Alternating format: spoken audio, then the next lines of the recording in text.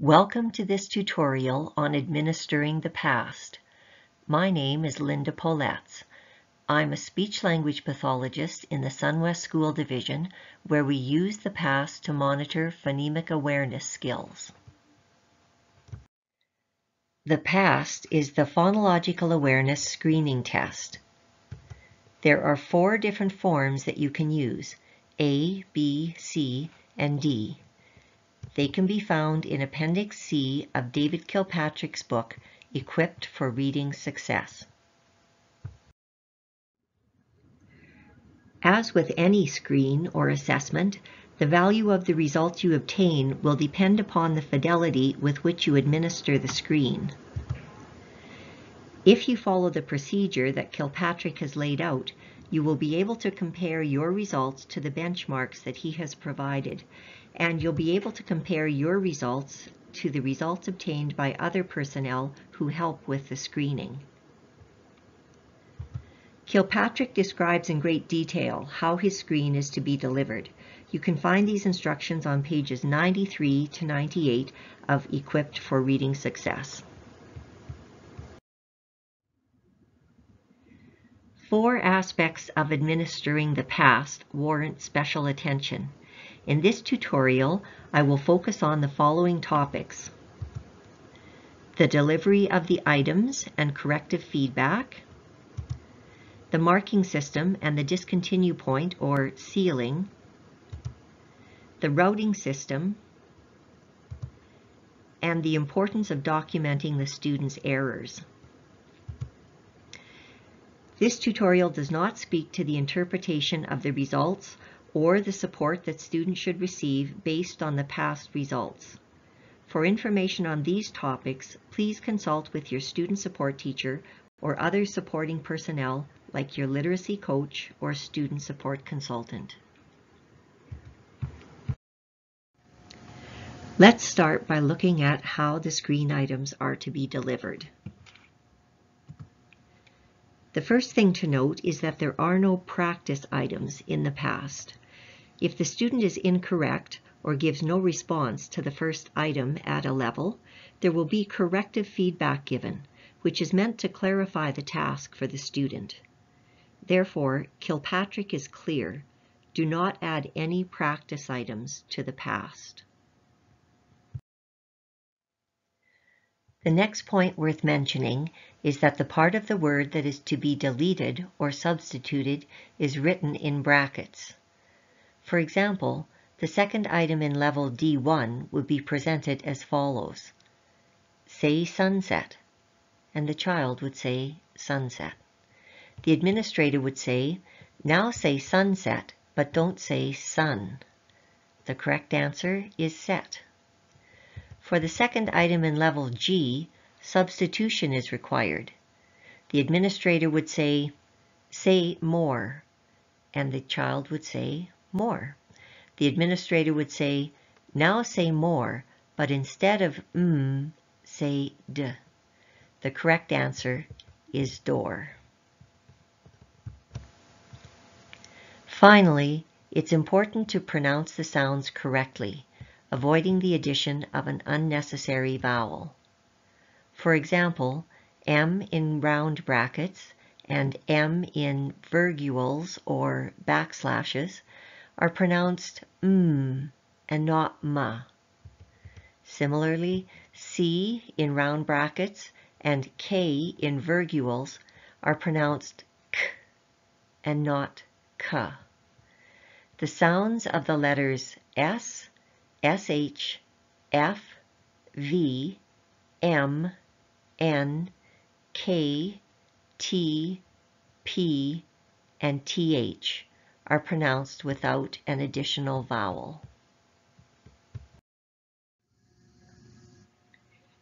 As I mentioned earlier, when an error or no response is given to a screen item, the administrator immediately responds with corrective feedback.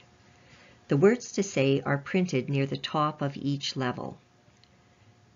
In all cases, start the feedback with the words, if you say, and then put in the test word, the part that is to be changed, and the answer. For levels D and E, end the feedback with, "See how that works?" For levels F to M, end the feedback with the test word and the answer. Let's do some examples. Here is the corrective feedback for level E2, second item. If the child makes an error, the administrator would say, "If you say umbrella but don't say you get brella. Do you see how that works?" Here's the corrective feedback for level G, second item. If you say more and change the to d, you get door. More, door. Provide corrective feedback for every item that the student does not respond to or answers incorrectly. Next on our list is the marking system and the discontinue point or ceiling. For the marking system, I want you to remember the letter X and the numbers 0 and 1. These are the only scores that we will use in the P.A.S.T marking system. To determine the ceiling, or the point at which we will discontinue the P.A.S.T, I want you to remember the following numbers: 0, 1, and 2. I've made a chart to show the labels and the scores that we will assign when we're marking the P.A.S.T. The ultimate goal is a response in less than 2 seconds, a skill level that Kilpatrick has referred to as automaticity. If the child gives a correct response in less than 2 seconds, we're going to give the label automatic and a score of X. If the child gives a correct response in 2 to 5 seconds, we'll consider that response to be a correct response and the child will get a score of 1. If there is no response in 5 seconds, repeat the item. A correct response to the repeated item in less than 5 seconds will be correct, and the child will be awarded a score of 1. If asked for an item to be repeated and a correct response is given in less than 5 seconds, label that a correct response and give a score of 1. If the child gives an incorrect response or never does give a response, then the child gets a score of 0 for that item.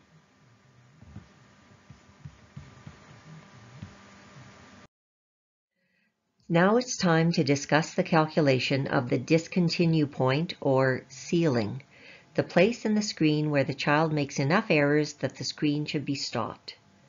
As you administer the P.A.S.T, be mindful of the scores that your student is obtaining. When the sum of the correct items in 2 consecutive levels adds up to 0, 1, or 2, discontinue the screen. So in this example, our student has given 3 automatic responses. And of course, an automatic response is a correct response as well. So this student will get a score of 3 correct and 3 automatic. In level D2, the student gets a score of 2 correct and 1 automatic. Now when we look at the correct scores for 2 consecutive levels, that will be D1 and D2, we get a total of 5. That doesn't meet the criteria for discontinuing the screen, so we continue on. On level E2, the student gave 2 correct responses. Therefore, the score is 2 correct, 0 for automatic. When we add the correct responses for D2 and E2, we get a total of 4. That doesn't meet the criteria for the ceiling, so we continue. Level E3, the student got only 1 correct response, so they've got 1 correct mark. When we add the levels E2 and E3 together, you get a total of 3. That doesn't meet the ceiling. We need to continue on. But on level F, the student did not make any correct responses, so they got a mark of 0 for both correct and automatic. When we add the E3 level and the F level correct scores, we get a total of 1. That gives us license to end the screen.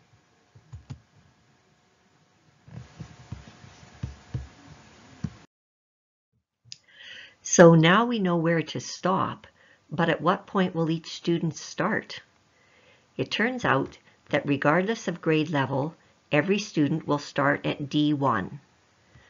But the P.A.S.T is 2 pages and 52 items in length. Should every item be presented to every student? David Kilpatrick has developed a routing system by which some items can be skipped. Kindergarten students and grade 1 students who are thought to be at risk of reading difficulties will start the screen at D1. Administer every item in levels D and E, applying the discontinue rule as you proceed. If levels F and G are reached, administer the first 3 items in a level. If all 3 responses are automatic, score the remaining items at that level as automatic and skip to the next level. Continue until the ceiling is reached. For typical grade 1 and 2 students, again, start with level D1. But if the first response is automatic, score all of that level as automatic and skip to the next level. Use this routing system for levels D1 to E3. Apply the discontinue rule throughout. For levels F and G, if the first 3 items are automatic in a level, score the remaining items as automatic and skip to the next level. Continue the screen until the ceiling is reached. Students in grade 3 and up will also start at level D1. For levels D and E, if the first item is automatic, skip the remaining items in that level and score all as automatic. Continue until the ceiling is reached. For levels F and G, if the first 2 items are automatic in a level, score the remaining items as automatic and skip to the next level. Continue the screen until the ceiling is reached. The last point I want to mention is the importance of documenting the student's errors. A mark of 0 sheds no light on the next step, whereas a list of errors will inform your instruction. When you know the mistakes that have been made, you can speak to the errors when you reteach that material. Writing down the student's incorrect responses might show that the student was making articulation errors and not phonemic awareness errors. Maybe the child meant k, but produced t, because that is a current speech sound error. If the error is written down, a speech-language pathologist would spot that. You have to ask yourself, did the student get a score of 0 because of no response or an incorrect response? If there's no documentation of the student's errors, we have no way of knowing that.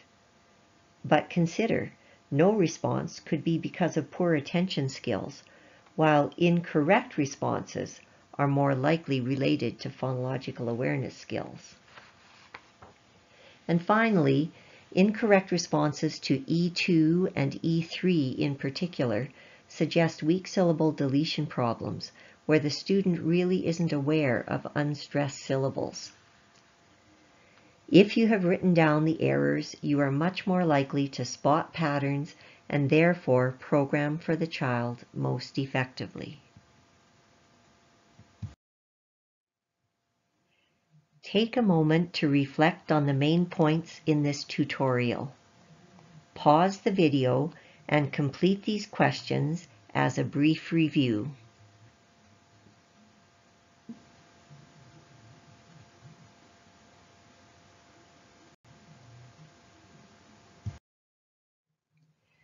To help you solidify your knowledge of Kilpatrick's marking system, fill in the blanks that are highlighted in yellow.